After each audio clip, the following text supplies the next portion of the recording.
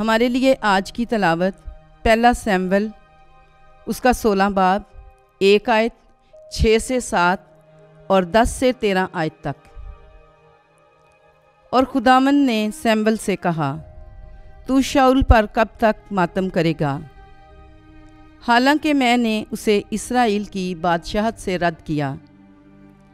बस तू अपना सींग तेल से भर और आ कि मैं तुझे बैतलहम के यस्सी के पास भेजता हूँ, क्योंकि मैंने उसके बेटों में से एक को अपने लिए बादशाह ठहराया है। जब वो आए, उसने एली आप को देखा तो अपने दिल में कहा, यकीनन खुदावंद का मंसूख उसके सामने आया। लेकिन खुदावंद ने सैमुएल से कहा कि तू उसकी शक्ल और उसके कद की लंबाई का लिहाज ना कर, क्योंकि मैंने उसे पसंद किया। मैं इंसान की शक्ल के मुताबिक फ़ैसला नहीं करता, इसलिए कि इंसान उन चीज़ों को देखता है जो नज़र आती हैं। तो यस्सी ने अपने 7 बेटों को सैमुएल के सामने पेश किया। तो सैमुएल ने कहा, इनमें से खुदावंद ने किसी को पसंद नहीं किया।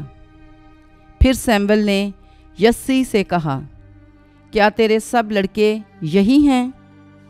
तो उसने कहा कि सबसे छोटा बाकी है और वो भेड़ बकरियां चराता है। तो सैमुएल ने यस्सी से कहा, आदमी भेज कि उसे हमारे पास लाए, क्योंकि हम दस्तरखान पर ना बैठेंगे जब तक वो यहाँ पर ना आ जाए। तब उसने बुला भेजा और वो उसे लाया, और वो सुर्ख रंग, खुश चश्म और देखने में अच्छा था।